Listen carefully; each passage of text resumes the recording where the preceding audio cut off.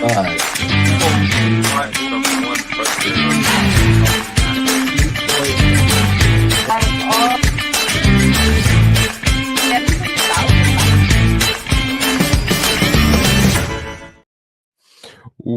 is up, ladies and gentlemen? Yours truly, Air Raid Mike, the host of the unscripted, unfiltered, 100% authentic podcast, the Air Raid Attack.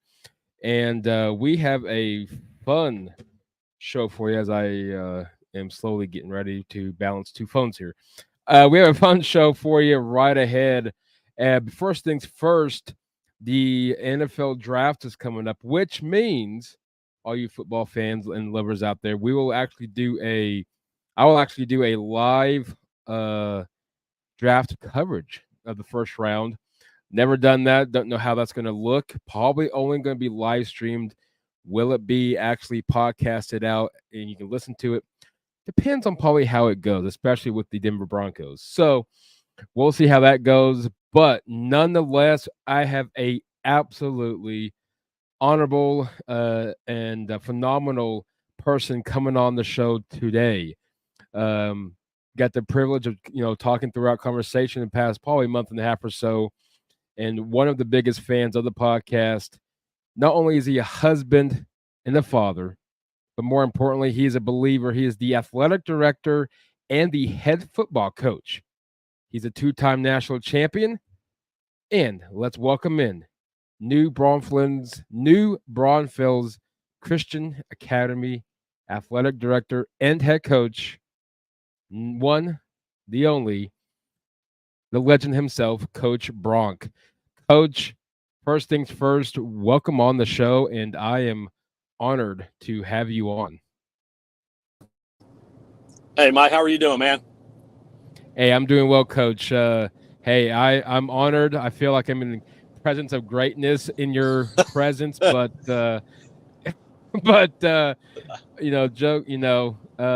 truthfully, I'm glad to have you on. I'm looking forward to talking some football, but life and faith as well, because in the end, it's just a game. Yeah, I don't know about that greatness thing. I'm just a dude who coaches a little high school football in Texas. There are plenty of other guys in this game who have accomplished way more than me that you could probably have on. But I'm honored to be on, and I apologize to everybody who's listening to this who have to put up with me tonight. And I'm also driving home, so if I do cut out, bear with me because I'm driving through the hill country of Texas right now on my way home. So if I cut out, I'll be right back. So you are perfectly fine, Coach. My first things first, safety always. So definitely, I would like to have you head home safely to your wife and family, and definitely want to keep you safe. And yes, I'm over here. I just had two work calls leading up to it, so hopefully, knock on wood, that will stay quiet throughout the show. But nonetheless, I think we should be good from here, though. Nonetheless, awesome. Tell the listeners a little about yourself, Coach, and as you head into, as we mentioned off air, head into spring practice. Yeah, well, I mean, I'm in my 28th year of doing this. Been blessed to do this career. It was funny because this wasn't my original path. I was, when I first got into college, I was planning on going to Wall Street and making money, and not get into education and get into coaching. And I had a buddy of mine who was coaching some baseball at a private school in Austin, and he asked me if I wanted to help him out, coach a little JV baseball, and kind of got bit by the bug and helped him out. And next thing you know, I'm like, hey, this is kind of fun. And next thing you know, I'm changing majors, and I'm now instead of graduating in 4 years, I'm graduating in 10 years, and I'm taking every conceivable path to, in college. I mean, I was definitely not your traditional college student. I did probably everything wrong when it came to doing this, and I mean, but I got there, and I started my career out coaching in private school. Spent time coaching public school. I've coached minor league professional. I've coached in college. I've coached every conceivable form of football, from 6-man to 11-man, and public, private. Like I said, public, private, professional, college ball. I love the game of football, and I've been blessed to make a career out of it. And I'm at New Braunfels Christian Academy, where I serve as the athletic director and head football coach. I'm completing my 3rd year there now, and I'm absolutely love what I do. I'm a Wildcat, and as far as I'm concerned, I found my home where I hope to retire, as long as I don't screw anything up here, and and and they have me, and they have me for the rest of my career here. And we've got a lot of great things going on here. We're in the midst of at the end of July, early part of August, we're going to be completing a pretty significant capital campaign. We're having a brand new athletic complex, field house, football, soccer field with 8-lane track completed, just over $11 million in completion. And I mean, it's we got a lot of incredible things going on at our school, and we're building a brand new academic wing as well. That'll be beginning as well this summer. And we're really excited about the things that are going on. And our school has grown significantly in the 3 years that I've been here. And the Lord's blessed us and continues to bless our school. And I'm excited about what we got going on and at NBC. Well, and that was the first, kind of lead into it, is the new athletic building.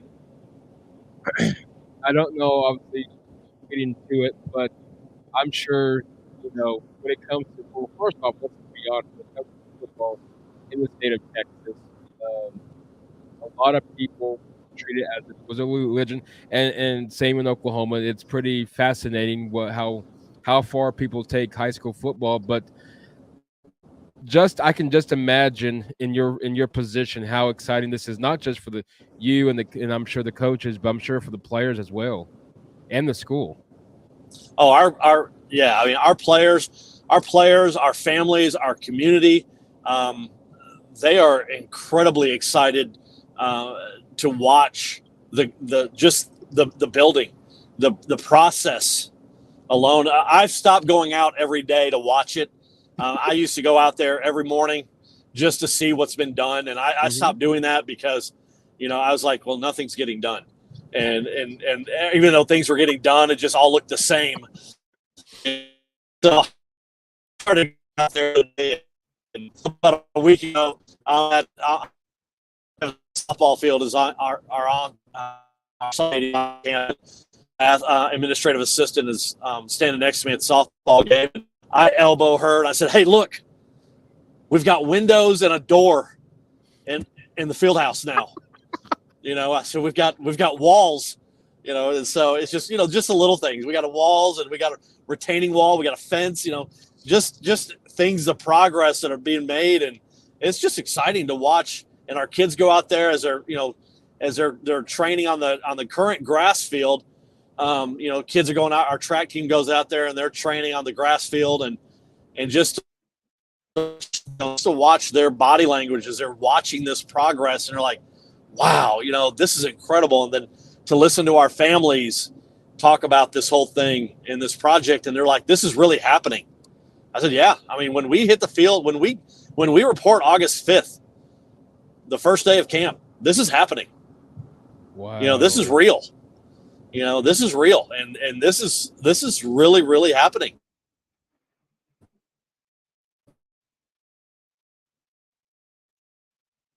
That's amazing in itself, just strictly because football, for our football fans, right? For our football fans, I'm excited for our soccer program. To be on a full size soccer field, and for our track program. I mean, it just takes our athletic program to the whole nother level. Well, and that's exciting just to hear, especially from just a program itself, because stuff like that, a lot of these kids, and I'm not saying nothing towards your program or anything like that. I mean, where I went to school at, it was, we were lucky we could win 2 games, and one of them was against the deaf school. So, it was neither, they're one of, phenomenal, 8-man programs in the state. But, going back to that is it's the little things to a lot of these players that get to experience that, because a lot of them may or may not play in, college football. Just doesn't matter what level, and a lot of that stuff you see in those levels, you don't see that much in high school. So I'm sure to the players in itself, this is something special for them for the lifetime. Oh, no doubt. I mean, just for the brand new scoreboard, video board that we're going to have, the turf field, because right now, we had like, standard bleachers, but, our families would show up and they'd put, lawn chairs out on, and sit in lawn chairs. We didn't have actual, stands where, bleachers like normally would have at a stadium. We didn't have an actual stadium.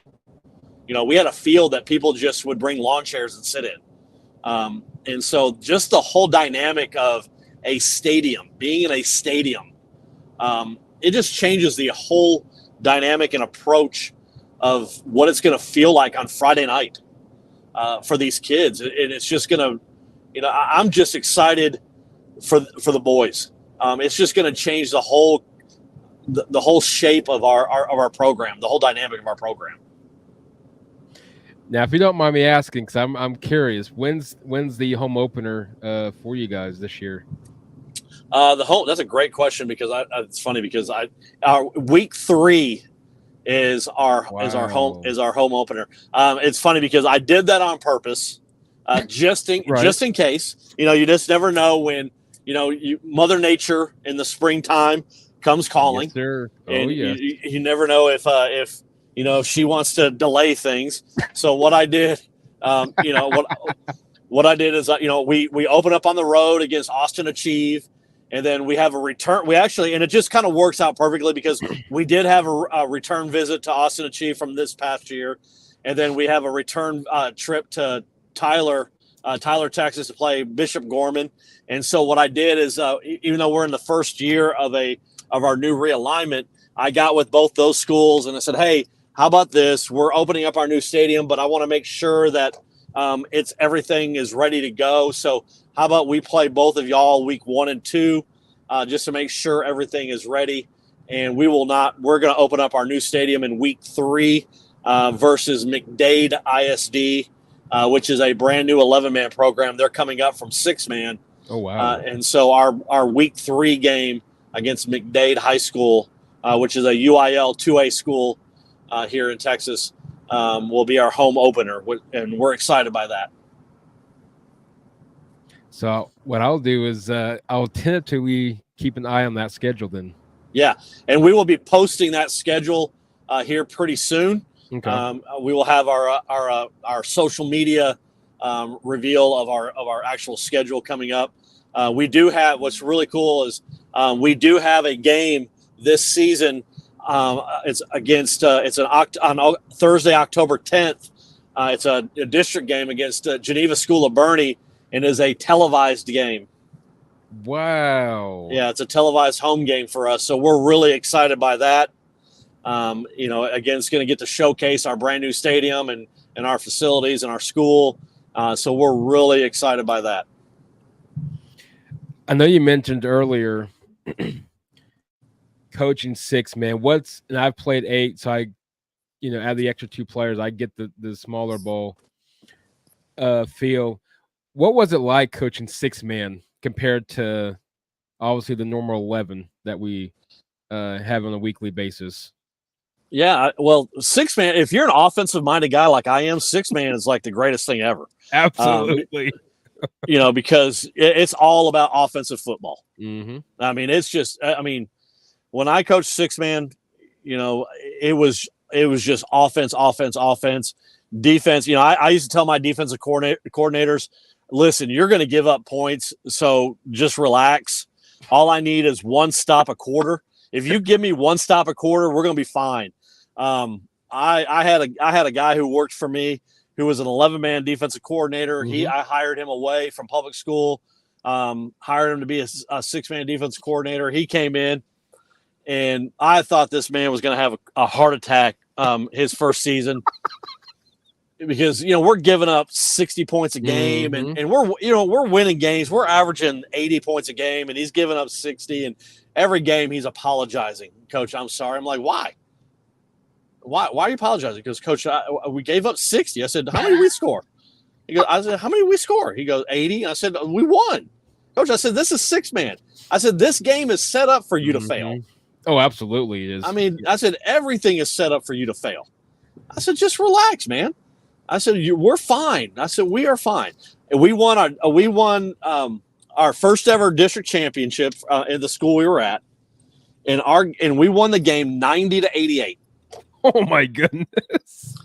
And the funniest thing ever is we on the film, and we were laughing at it the next morning when we were watching as a coaching staff, and my defense coordinator, as the clock is ticking down, everybody's celebrating except for him, and he's off on the side, bent over with his hands on his knees, and literally I didn't know if he was vomiting or if he was having a heart attack.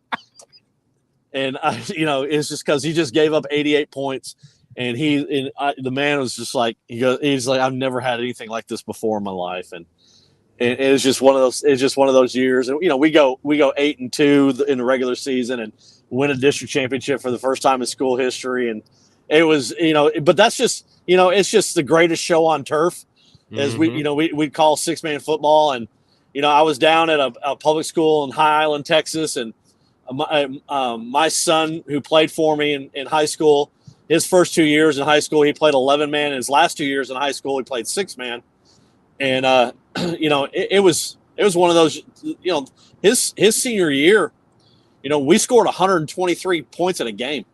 Wow. And we 45 somebody, and we gave up 77. And it's like, I get on the bus, and and it was just one of those years where it's like, man, fellas, we scored 123 points, and I'm angry. It's like, and finally, my wife texts me. She goes, "You need to lighten up." I said, "Yeah, but we gave up 77." And she goes, "Yeah, but you remember those days when you used to tell your defensive coordinator, it's okay. This game's stacked against you. You need to take your own medicine."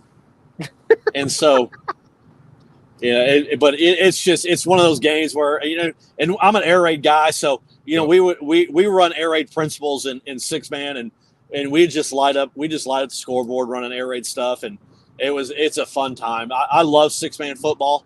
As an offensive guy, I cannot imagine being a defensive guy. And I know that there are 6-man guys who are defensive gurus who will tell you that it can be done. But man, I tell you what, it's a tough game to be a defensive guy in 6-man football. During those moments, of course, as you said, and I know by experience whether it's 6 or 8-man, but I can only imagine 6-man in itself. What was it? How, when it came to, like, when your wife said you got to lighten up, kind of take your own medicine type of thing, what was the process in your head to finally realize to kind of, I know us guys, we don't like to take advice, especially from wives, and sometimes, and so on and so forth, respectfully, of course. I don't want to start nobody having a marriage fight here, please don't. But respectfully, we always have, the wife was, right and all that. But what was the process like for you when you finally had to face that facts of life, especially when it comes to 6-man and scoring, giving up the points and so on and so forth in your career? Yeah, it's just putting it in perspective. It really is. It's just sitting back and just putting it all in perspective, exactly what the game is, and that you're going to have those games. You're going to have those games of you score 123 points a game in a game, and I'm complaining about us giving up 77. I'm like, come on, really, put it in perspective. Mm-hmm. Put everything in perspective, and also, I'm complaining about it. I need to be enjoying. For me, it was I need to sit back and enjoy the time I have with my son, Very nice. in those times that I had in coaching him and that sort of thing. So it was just time to reflect on a bus ride home, and say, hey, you know what, she's right. I need to stop and enjoy the fact that we did win this game, and that I do get to sit here and get to coach Zach, and we won a game, and just enjoy the spoils of victory, and not get on those little things. We'll fix what we need to fix, but let's enjoy winning's hard, so let's not complain about it. I like that because a lot of times we forget to put a lot of things into perspective, especially when it comes to sports, because the world is a end all be all when it comes to results. They want to see results quick, regardless, high school, college, professional, semi, so on and so forth. And the results are what they want to see in the end. But I love that. Put it into perspective. And throughout, here you go, 6-man through 11. Any adjustments that you had to make, even offensively? Obviously you added 5 more players to the field, but from a coaching standpoint, what was the adjustments like going from 6 to 11? It's funny because I had coached 11-man prior to going to 6-man. Very nice. And so the adjustment for me was when I went from 11-man to 6-man. That was the craziest adjustment, because I was coming from coaching in college to coaching 6-man, and no one bothered to tell me the rules of 6-man when I first got into it, and so I went from being a college defensive coordinator and college head coach to being a 6-man offensive coordinator, and no one bothers to tell me that quarterback can't run, nope, unless there's an indirect snap and all this stuff, and I'm in a scrimmage and my quarterback's scrambling around, and he gets to the line of scrimmage and he stops, and I kid you not, Mike, I kid you not. He stops at the line of scrimmage. He's right on our sideline. We're in the middle of a scrimmage. He stops at the line of scrimmage, and I yell at him, "Run!" And he looks right at me. He goes, "I can't." And I look around and go, "Why?" Why? And everyone looks at me and says, "Well, the snap wasn't indirect to him." And I said, "What does that even mean? Is anybody going to tell me what that means? I don't know what indirect snap means. Can somebody tell me what that means?" It was just trial by fire.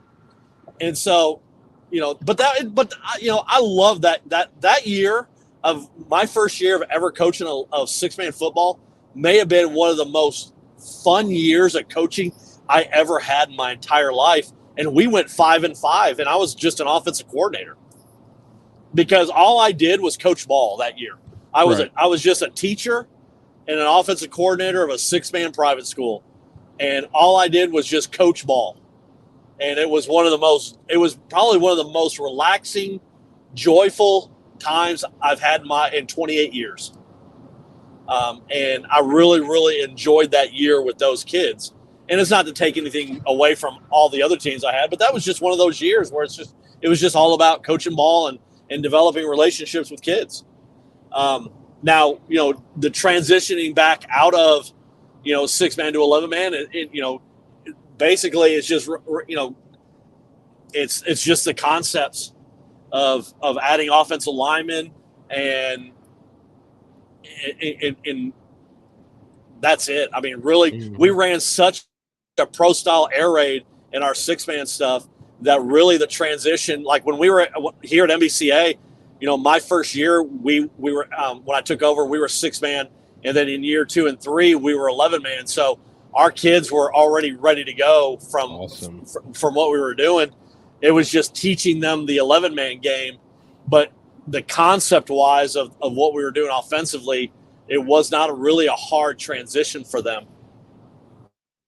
I like that, and it speaks volumes just in leadership in itself, knowing that you played a huge role in getting them prepped for that move from 6 to 11 to make it to where it's um not a huge disadvantage, but more for an advantage for them in that season. And we see the game change ever so drastically in our eyes now. From a coaching standpoint, coach, and in your profession, especially in high school, if I can talk tonight, especially in high school, what the what the NIL and the ways of the college landscape is. What are your kind of thoughts on the whole college landscape? What you can say. I don't want to get nobody in trouble here by any means, but what you can say, and how has that affected just when it comes just to really from a fan of the game? I think the biggest area, and this is probably going to be me getting on my soapbox, and there's probably going to be a lot of people if who will probably disagree with me on this. I think where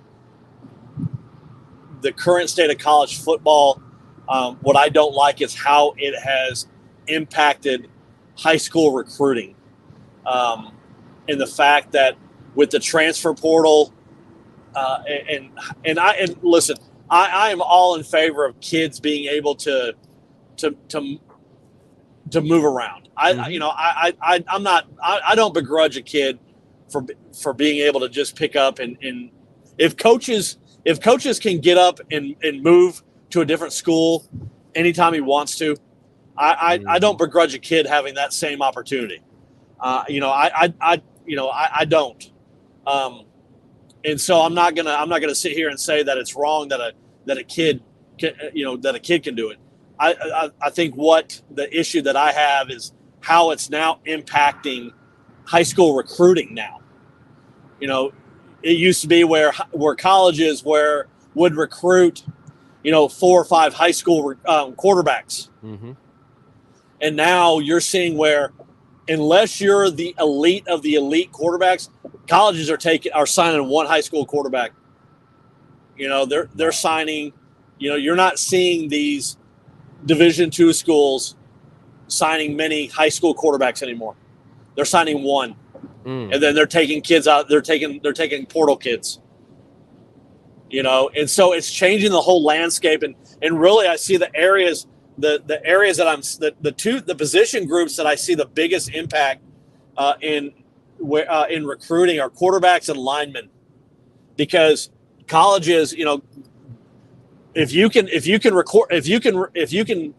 if colleges can sign a man at quarterback out of the portal and sign a man at lineman out of the portal and get immediate results, then why recruit an 18-year-old and wait for him to develop? Yep. So you're not getting these classes of 5 linemen anymore. Classes of 1 or 2 or whatever. You're getting in. So now, you're seeing these things where where the landscape of recruiting is changing more and more. So it's all filtering down now and so you're getting kids who should be Division II or Division I AA quarterbacks are going Division III now. And so just the whole landscape of recruiting has changed dramatically. And so that's kind of where I see, and that's just my opinion. And I'm sure I'm sure I'm going to get people pushed back on that, going, I don't know, you don't know what you're talking about. But that's just where I see the difference.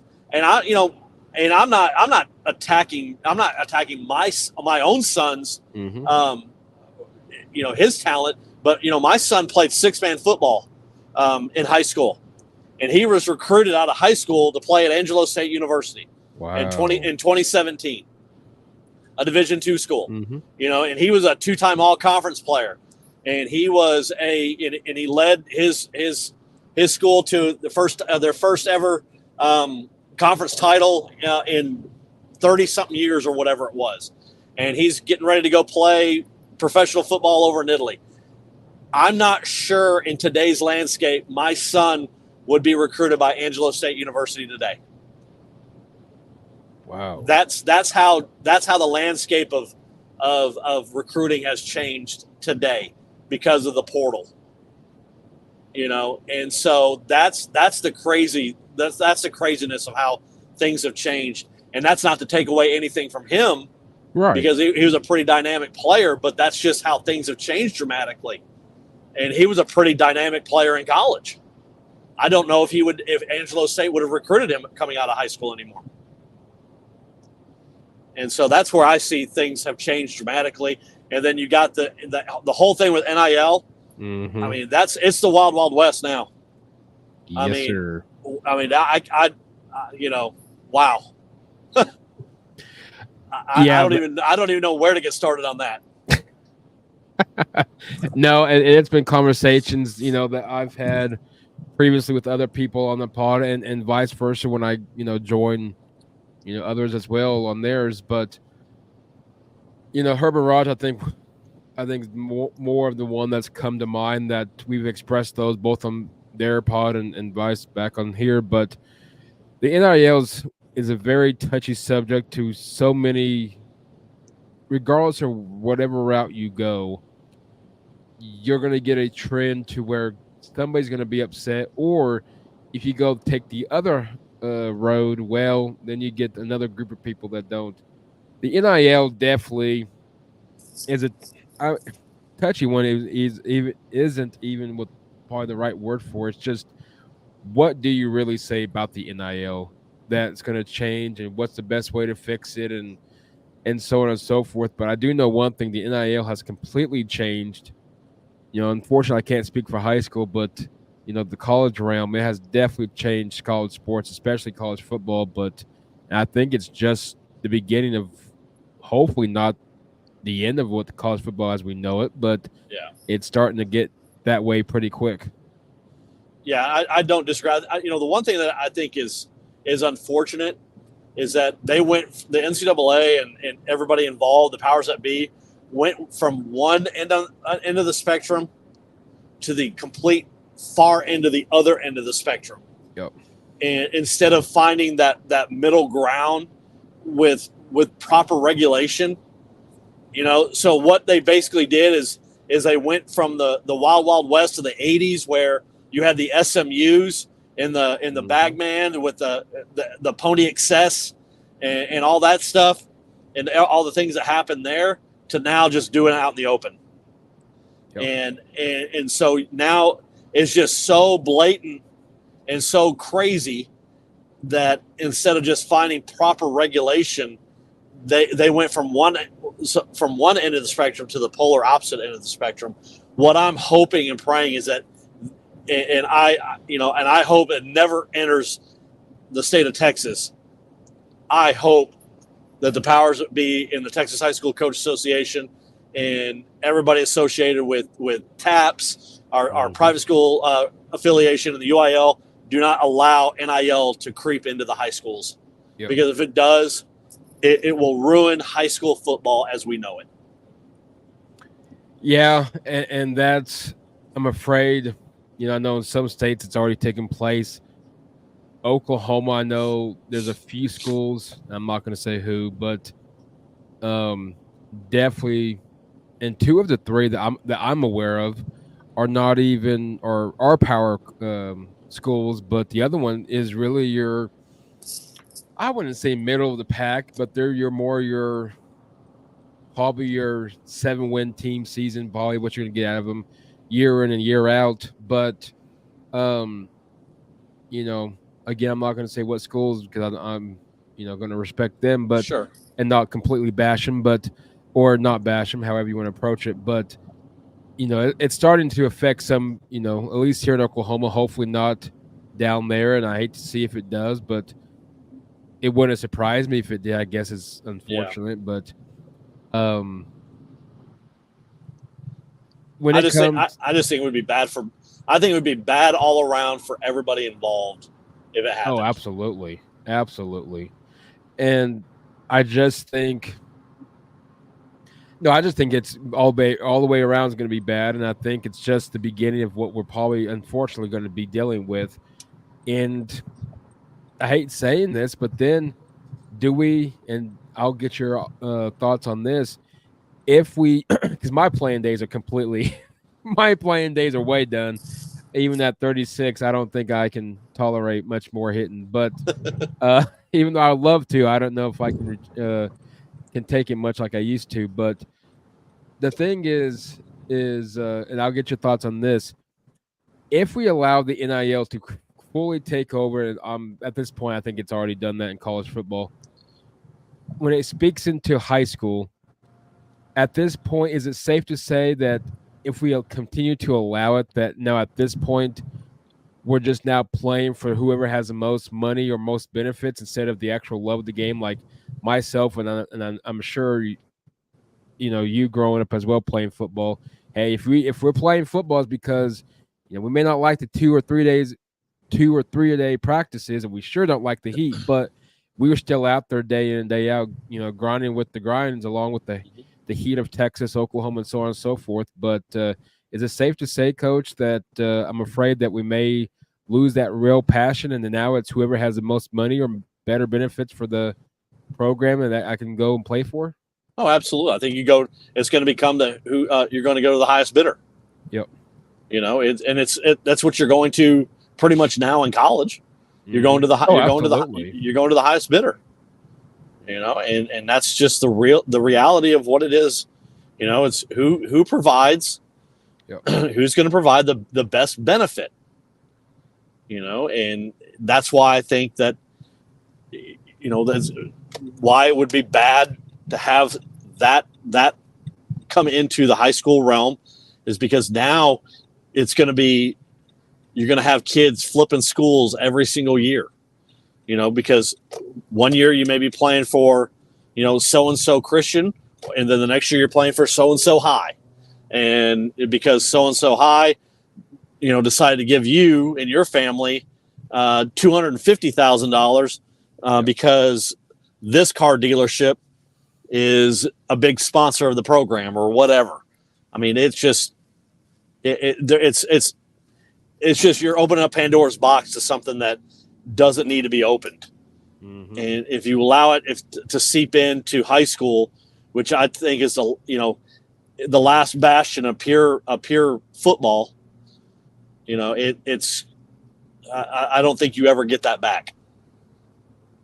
No, I'm with you on that. And along with the NIL is college expansion. We've seen, in your neck of the woods or close to it, SMU going to the ACC, which I don't see anything ACC related to them, but that's perfectly fine. That's neither near nor there. And especially Cal and Stanford going to the ACC. Of course, definitely we talk Texas. I'm not a Texas Longhorn, nor do I ever will admire them, but they are what they are. Texas, Oklahoma going to the SEC. What's your thoughts on just the college expansion at this point? And I know we're not done. We're far from being done, I'm afraid. And obviously, you're close to Austin. Mm-hmm. Yeah, go ahead. What's your thoughts on Texas going to the SEC? And I ain't trying to ruffle some feathers down there, but are they going to see much success like Oklahoma may or may not in the SEC, or is it just too tough to call right now? To be honest with you, I love the idea of both. I'm not an Oklahoma fan. Right. I'm actually a Texas fan, so I do respect your opinion on that. I do like the idea of Texas and Oklahoma going to the SEC. To me, I think it's a better fit, a better conference for both, for both those schools. SMU going to the ACC, I was unaware that the Atlantic Coast was anywhere near Texas, but okay. I also UCLA and USC going to the Big Ten. Yep. Doesn't make much sense either, but then also Texas and Oklahoma are not in the Southeast. Mm-hmm. I when it came to when realignment first emerged in the the late 2000s, when A&M and left for the SEC and Colorado and all that began. You knew that this was just the beginning, and it was just a matter of time that this all was going to happen. For me, I'm waiting for just the time where you reach that super conference, kind of get into that NFL model, where you have two conferences with divisions. Yep. And you reach, and you just, especially with the expansion of the play.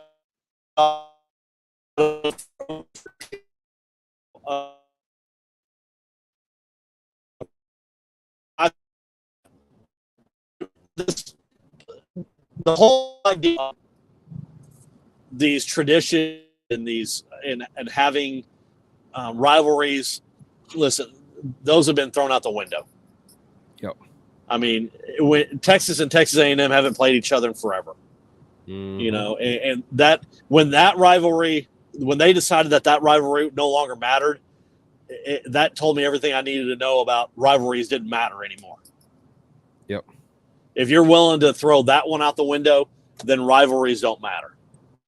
Because that one, to me, is more sacred than Texas, Oklahoma. And absolutely. I felt the same way with OU Nebraska. Oh, absolutely. Yep. I agree 100% there. OU Nebraska is the equivalent to me as a traditional diehard college football fan. OU Nebraska and Texas A&M, those are traditional. Yep. It's like Ohio State, Michigan. Oh, absolutely. Those are the blue blood type rivalries that you just should never go away. And so I'm just, the day of the super conference, let's just merge it. Let's put let's just have the NFC and the AFC let's have 32 teams and put them together, and let's have our super conference, our super league, and the non-5, and call it like it is, and let's move on. I mean, because the non-Power 5 schools are already being left out to dry anyway. Oh, absolutely. And they can, and those non-Power 5 schools, they can have the bowl games. Because let's be honest, no one's going to the bowl games. Well, no, and the bowl game. The bowl game, and I'm not saying this because Oklahoma's lost now 2 in a row. The bowl games to me, unless you're in the playoffs, I don't really care at this point. Yeah, but I mean, and it's no disrespect to the players that are playing, but you get a lot of opt-outs. A lot of them transfer. A lot of the coaches, a lot of them depends on how you leave. You can't, coach your actual team. And so on and so forth. So it's a nice thing for the players, and that's what it is. Yeah. I mean, shoot, we got Texas high school state playoff weekend that outdraws from 6-man to the 6A title games, outdraws most of the bowl games in Jerry World. It just, that weekend, most of the time, most of those games will outdraw most of the bowl games that are played throughout the bowl season. Just that weekend. And we got some comments coming in from my good buddies from the Herb and Ross podcast. Unsure which one it is. I'm going to say go out on the limb and say it's probably going to be Herb. That's probably sending these out, but I don't know. Anyway, when you think ACC, you think Texas. Of course, that's exactly. Oh yeah. I mean, when you think Atlantic Coast Conference, it screams Texas. Absolutely. Absolutely. And this is coming from a guy who lived 3 years down on the Texas Gulf Coast. It screams Atlantic Ocean. And then realignment sucks. And then it's always Herb. So good to know. Thank you, Herb. I appreciate the the clarity. I do want to make sure. But no, definitely, Coach, the ACC in Texas. I mean, You're Yeah. screaming that one. I don't know what SMU brings, and that's not my I, call. But and to each I its have a own. lot of respect. I have a lot of respect um, for Coach Lashley and Mm-hmm. the work that he does there. He is an incredible coach. I Yep. think they're going to make some noise there, and they have to make the move that's best for their program. That was just the craziest one. That was one of the crazy ones that I saw. Was like, wow, SMU to the Atlantic Coast Conference. Okay, okay. Yeah, I had Casey, part of the Sluggo podcast, which is now affiliated with the Message Board Geniuses, but had him on, and like he said, I don't know what screams the ACC more than Cal, Stanford, and SMU besides baseball Yeah, and and academics, and obviously that's the real reason why everybody's going there. But right. uh, Herbert Raj, I missed the Pac-12 already. Yeah, I think we're all going to once this all gets out in the wash. And didn't SMU give up the ACC money for like 7 years? Yes. Yes, sir. Yeah, that's unfortunate. They're gonna miss that money really quick. Well, I think the only reason why they gave it is because of their endowment. I think they have the endowment that that can cover it. So that's the only reason why they gave it up is because they have an endowment that can cover the expense of it. Um, but I still think that, I mean, that's a pretty bold. It was a pretty bold move though. But they got out of the AAC to get to do it, but it's still a pretty shrewd move. Real quick, because you're obviously familiarized just as much as I am. Who do you think's going to take over the Big 12 now, since the big brothers of the Big 12 are gone? The ones that carried them through literally any kind of sport that there is in the Big 12, Oklahoma, Who's it, Texas. who's in the Big 12? Well, our little brother OSU is, and that's nice of them. You add whatever remaining teams left with the additions of Colorado, Arizona State, and then Utah. I really and truly, I would never discount Mike Gundy, in the work he does. I mean, I think that he does year in year out. I think he does a lot with. And I don't know how he does it. He does it with mirrors, Mm-hmm. but he does. Utah is such a tough, hard nosed team. Yep. I don't think there are people in the Big 12 who are going to be quite ready for the physicality that Utah brings week in and week out. But I'm also not sure Utah is ready for some of the things that the Big 12, some of the Big 12 teams bring to the table. So that'll be an interesting mix from that standpoint. I'm still not 100% sure about Colorado and Dion. I'm, he's the wild card of it all. Yep. And then I'm a big Joey McGuire fan from his day, from his days in high school at Cedar Hill. I just, and this is probably the old man bitterman in me, because I'm a Mike Leach guy. I would love to root for Texas Tech because of Joey McGuire, but I can't root for Texas Tech because of what they did to Mike Leach. Yep. But 100% agree. But if there's a guy who could get Tech turned around and back on the map, it's Joey McGuire. Yeah, I think Texas Tech, could definitely make some noise. I think Utah could. OSU, I think Oklahoma State. Gundy always finds a way to do it, even when we don't think he's got anything of that team. With Ollie Gordon in the backfield this year, I mean, you can't count him out at all. That kid can play. But I'll obviously still watch the Big 12, not as closely as I was previously now, but just curious how they come about. I know Herm makes a good comment. Utah's a great team, but every year they lose a road game or two that they should not. Yeah.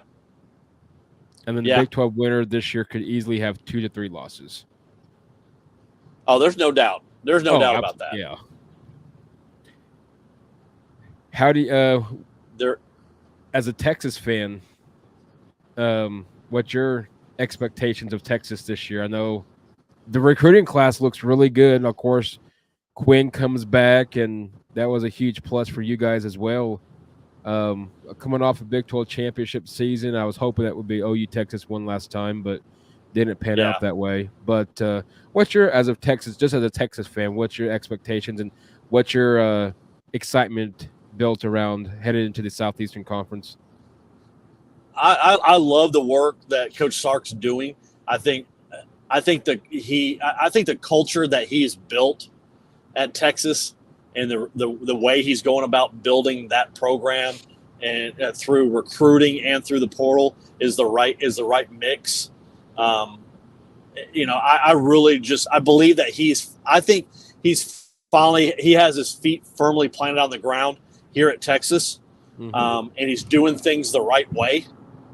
And I think he has this program, and I don't, I know people say, oh, Texas is back. I think he has this program back to where it's finally established to being where it needs to be consistently. I don't know what to expect from Texas in year one of the SEC. I really don't, because it's such a new thing. Because I'm just excited because I love the SEC. Yep.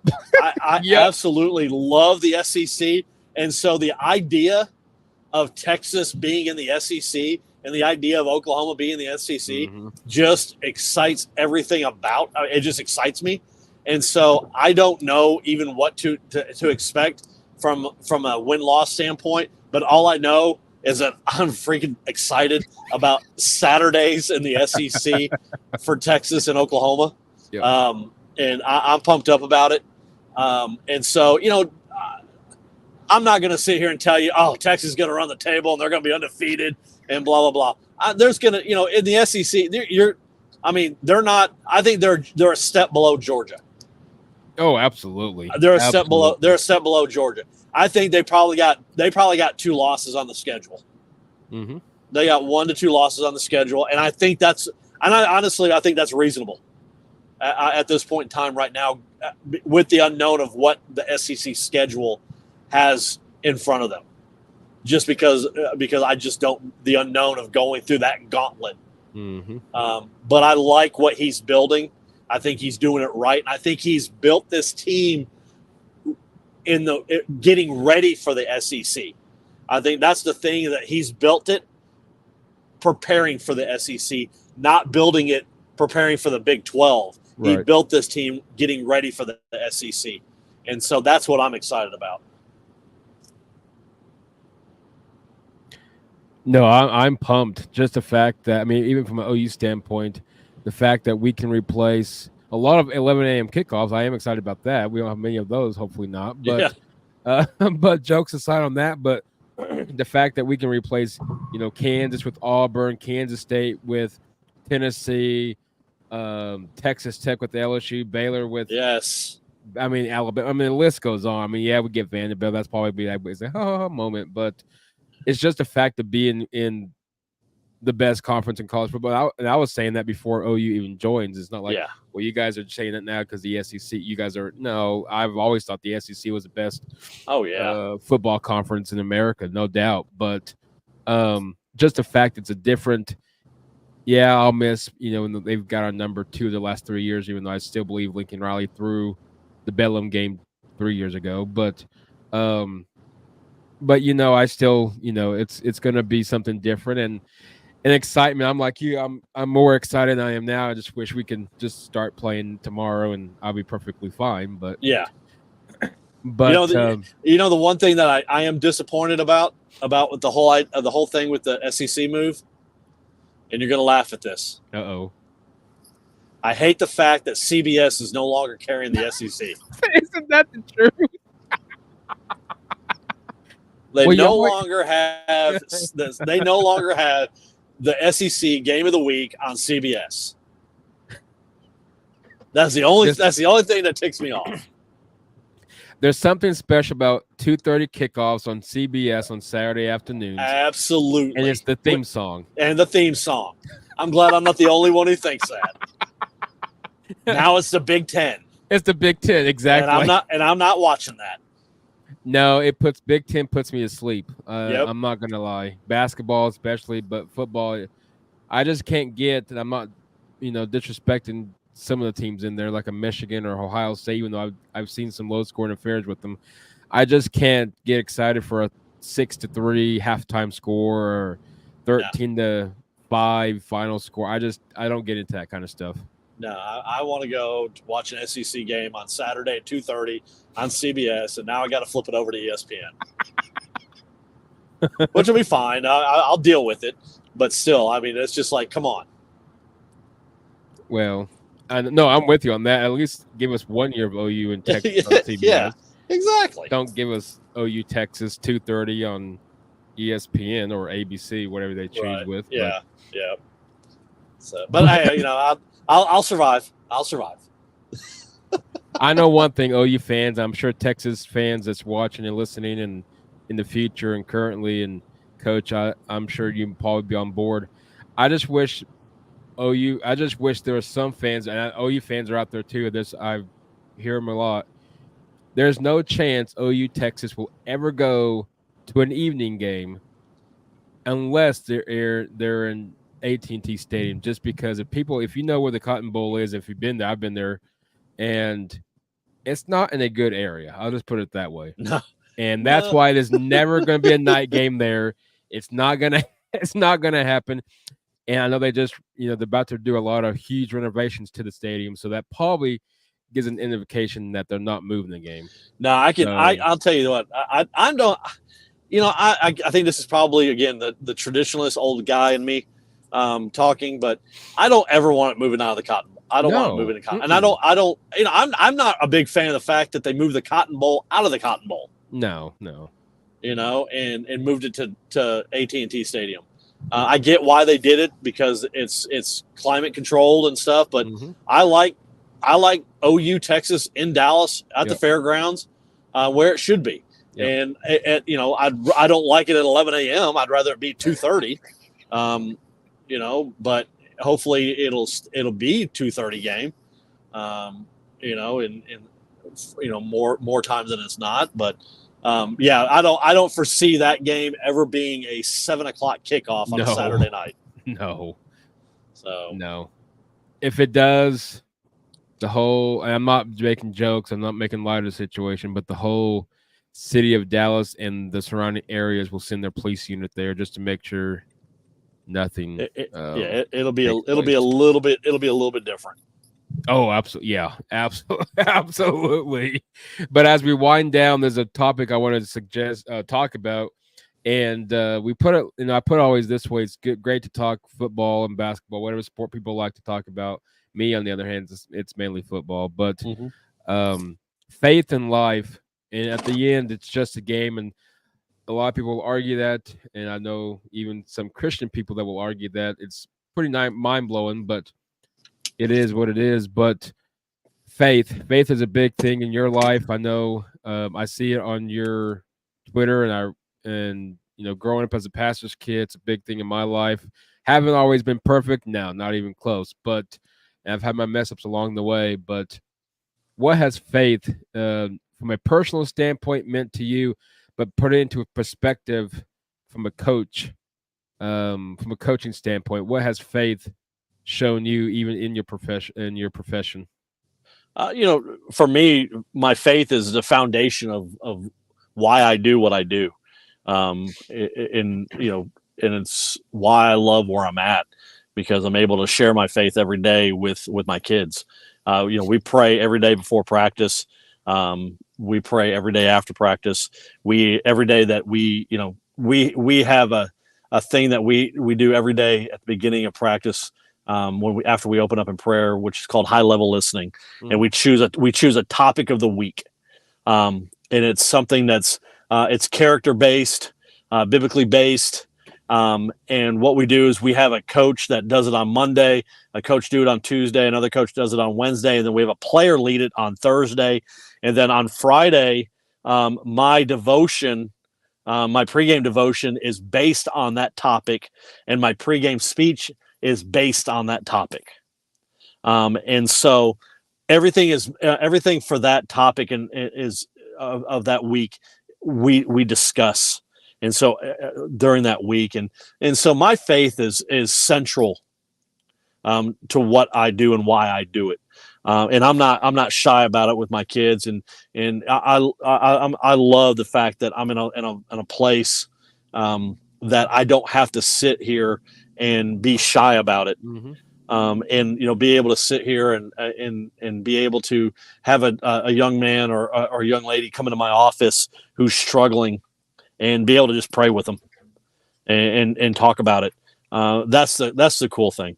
And to be able to share my faith and my walk, and I'll tell you this, you talk about where you're you're not perfect. We're not perfect, and that's why we are who we are. Yep.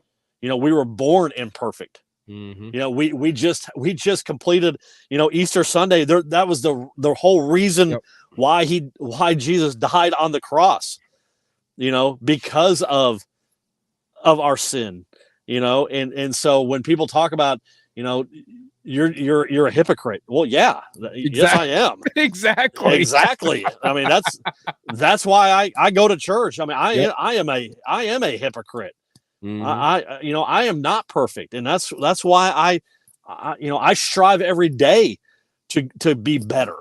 Yep. I have my missteps, because I'm human. Mm-hmm. I am human, and so and I ask for forgiveness every day. I Yep. pray for forgiveness every day, because I do have my missteps, because I'm human. Mm-hmm. And so, to be able to be in that environment and to be able to talk to our kids about those things, like today, Wednesday, is my small group day I have junior boys. And so we talk about that stuff, and which is awesome to be able to talk with a small group of junior boys about this topic, is really, really cool. Awesome. And so, it's just being able to make that impact on a daily basis with kids, and being in the role that I'm in as the athletic director, and then also as the head football coach, to be out on the football field. And it's bigger than the game of football. I love to win games. Yep. But I know, and my head boys basketball coach, Cody Carr, who's a great man. He's a great basketball coach, but he's a better man. We both had the same philosophy. The wins and losses the wins will always come. Wins and losses, they will take care of themselves. That all happens. We define our wins by how we develop our student athletes when they graduate from high school. Mm-hmm. So we know we've done our job after graduation. Yep. What men have we developed in the 4 years or whatever number of years we've had these kids? That's the win. And so that's when we find out if we've done our job, is what have they become after graduation. And so to me, and that's why I strive to always be a relational coach. I'm as competitive as can be. I hate to lose. Mm-hmm. I am a sore, bitter man, loser. Yep. On Friday nights, on Saturday mornings, and most Sundays after a loss. But nothing makes me happier than knowing that I made the difference in a young man's life during football season. If I'm able to if I'm able to know that football season I changed his life by something that I've said, I did, or whatever, that's the win. That's the win. So that's what matters to me. No, I like that just because of passion that's in it. Because I know a lot of people that's probably, well, I want to be like that, and and I get, you got to, unfortunately, sadly, you got to watch yourselves in the work profession, and and stuff like that. But the fact that you're living out the calling and even God's path in your life, and you went from potential Wall Street to coaching Texas high school football, which is one of the best in the country. No matter what level, Yep. Texas high school football is definitely by far Yeah. one of the best. And so, I respect that, and I could even see, you know, God working just through you, which is just the passion, and through the program with the new athletic venues and everything coming. Obviously, it's the best is yet to come, and Yeah. just something bigger is about to be on the horizon. Well, I'm excited. Like I said, I'm blessed to be where I'm at. The Lord continues to bless me, in being a Wildcat, and I'm very very grateful that you've given me the platform to be on tonight and to be able to share that. And I've thoroughly enjoyed just being able to talk ball and just rant about the rights and the wrongs of football and that sort of thing. And I absolutely I love talking football, and then also having the opportunity just to talk about the Lord and all the great things going on at MBCA. And it's a good it's I'll tell you this, it's a great day to be a Wildcat. Well, I can definitely see that, and I'm going to keep an eye out on that schedule because Definitely. Oklahoma City is not too far. I mean, it's what 2.5 hour drive probably, so give or take, but depends on how fast you're going. Yeah. Give or take, but it's Yeah. not far. So I Right. drive through all the time going through Dallas. But Awesome. Coach, you're always welcome back on. It's Oh, well, just I let me know appreciate it. when, and you're always welcome. I appreciate that. Thanks again for having me. Absolutely. Where can the listeners find you at on the Twitter X as we head out? My Twitter X, I don't call it X, it's Twitter to me. Yeah, exactly. You're never going to hear me call it X. At Coach Bronk. And then if you want to follow at MBCA_athletics is our school athletic account. But you can find me at Coach Bronk. So there all you go, right. listeners. Give him a So, follow. Give him a follow. Coach, pleasure having you on. It was a blast. yeah, same thing. Same here, Mike. Appreciate it. Claws up. Appreciate you. Take care, Coach. All right. You've been listening to the Air Raid Attack podcast. Listen to us on all major podcast platforms. We'll be back next week, same time, same place. Take care, guys.